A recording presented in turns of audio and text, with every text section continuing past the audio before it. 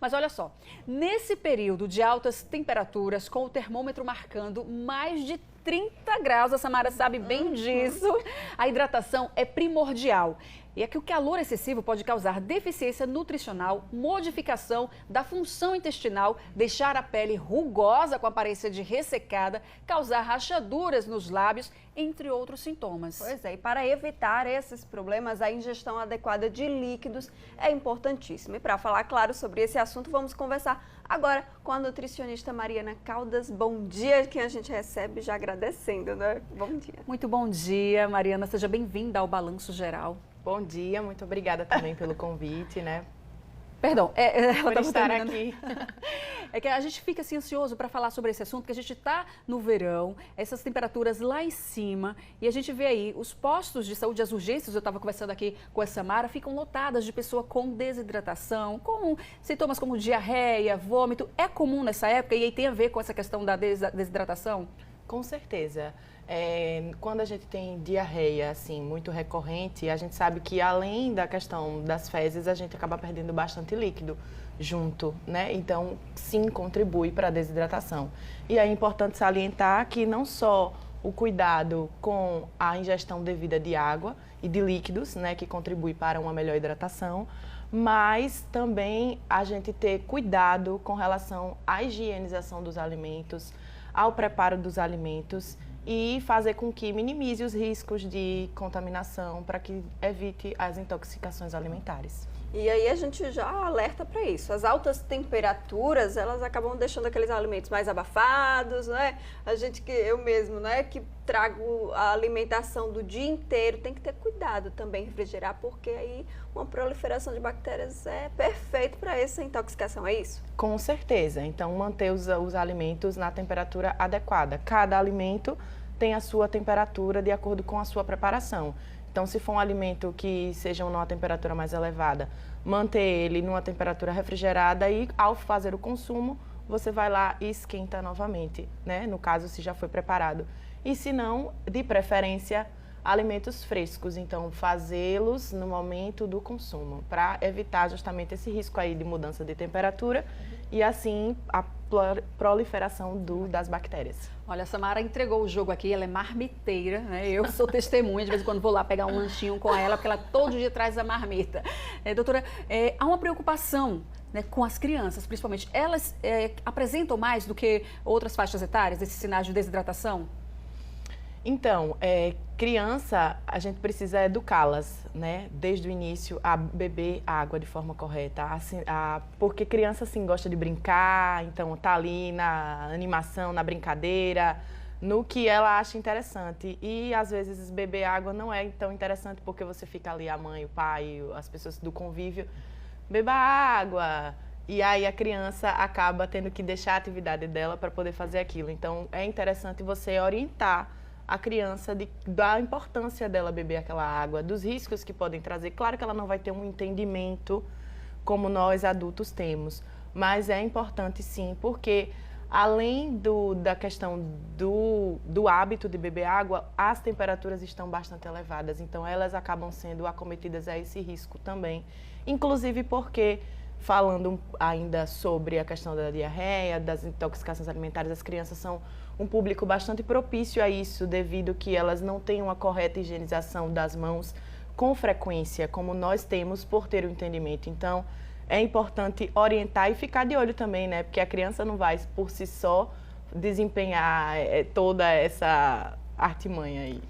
Pois é, doutora Mariana, a gente sabe que tem que beber água, né? Todo mundo é bem grandinho, sabe a necessidade de beber água, mas às vezes a pessoa vai beber água só quando sente sede. E aí, quando sente sede, é um sintoma de desidratação? Justamente. O ato de sentir sede, o corpo já está sinalizando para você que você está desidratado. Então, você precisa urgentemente beber água, né? Então, outro sinal, que você também pode adotar como parâmetro para medir essa desidratação é a sua urina. Então, quanto mais clara ela estiver, mais hidratado você está. E quanto mais escura ela estiver, menos hidratado você está. Então, maior é esse risco de estar aí já na desidratação. Além do consumo de água, o que fazer para se manter hidratado? Ótimo. Você pode adotar também o consumo de frutas, né? Das frutas também fazer sucos, porque muitas frutas, por exemplo, a melancia, o abacaxi, são frutas que na sua composição ela já tem água, então vai auxiliar. Agora, detalhe, não é interessante substituir, né? Ah, não gosto de beber água, então vou comer agora só fruta porque tem um saborzinho, tem o açúcar ali, então é mais interessante para o paladar, vamos dizer, porque muita gente não bebe água porque não sente gosto. Mas a gente precisa salientar essa importância de que não é substituível a água. A gente pode somar com essas outras coisas para poder agregar esse valor de hidratação na nossa alimentação. Perfeito. E a hidratação, a desidratação, nesse caso, ela pode causar outras doenças, inclusive, não é, doutora? A gente vê que olho seco e outras Infecção coisas. urinária. Infecção urinária. Bem recorrente nesse período. Para a mulher, então, é um risco, né? Com certeza. Até porque, não só pela questão de não beber água, de não estar hidratado, mas porque muitas vezes a mulher é muito comum do dia a dia, tá ali, aí vai, prende a urina, não vai ao banheiro, e tudo isso vai acarretando, né? Coisas que podem gerar essa maior desidratação. E de fato, quando nós temos infecção urinária, a gente percebe que a maior orientação, além do medicamento, quando necessário, é melhorar a questão da hidratação. Olha, eu vou voltar aqui, ela estava explicando sobre a substituição, que é importante não substituir a água. Você pode sim ingerir frutas, né, ricas em água, mas você não pode substituir. É importante beber água. Mas eu gosto de contar historinha. Claro. Eu vou contar uma historinha que eu sei aqui, que eu participei, porque tem gente que bebe água de coco no lugar de água. Outro dia eu encontrei uma moça, essa moça bonita aqui, com a garrafa de água de coco, tinha 2 litros. Eu pedi um pouquinho, ela, pode vir. Quando eu fui, não tinha mais. Eu falei, poxa, todo mundo bebeu, menos ela. Não, eu bebi sozinha. E aí, esse excesso, ela substituiu a água pela água de coco. Pegadinha Estava aí, né? desidratada. Estava desidratada. Ela precisava. Nesse caso, pode. Processo, inclusive, de intoxicação alimentar, mas, por favor.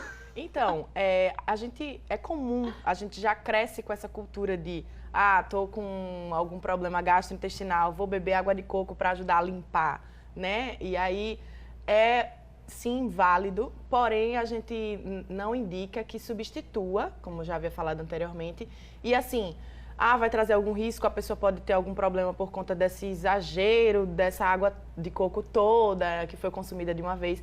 Não necessariamente ela vai ser acometida a um outro risco, a uma outra doença, enfim, porque foi naquele momento. É importante não ser uma coisa recorrente, então não tornar disso um hábito.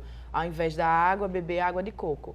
Claro que, como eu falei, às vezes a pessoa não bebe por conta da palatabilidade, do sabor que acha que não existe, né? Porque a água realmente não tem. Você pode também adotar outras medidas como saborizar a água. Então, coloca numa suqueira, num vasinho, com algum pedacinho de alguma fruta, algo que vai dar algum sabor àquela água e aí vai tornar mais interessante o consumo. É uma estratégia para que você possa melhorar a sua ingestão de água no dia a dia. Já vi, senhora Aline, também com limão dentro da água Eu dela.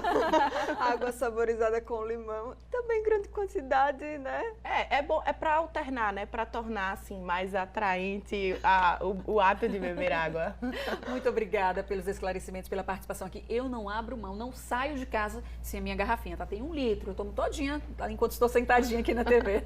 Pois é, o assunto rende mesmo. A gente pensa só, beber água, a importância da hidratação, mas não é só isso. São muitas outras coisas que acabam acarretando. E aí, se não beber água, não é bom não. Viu? Muito obrigada. Viu? Imagina. Obrigada. Prazer.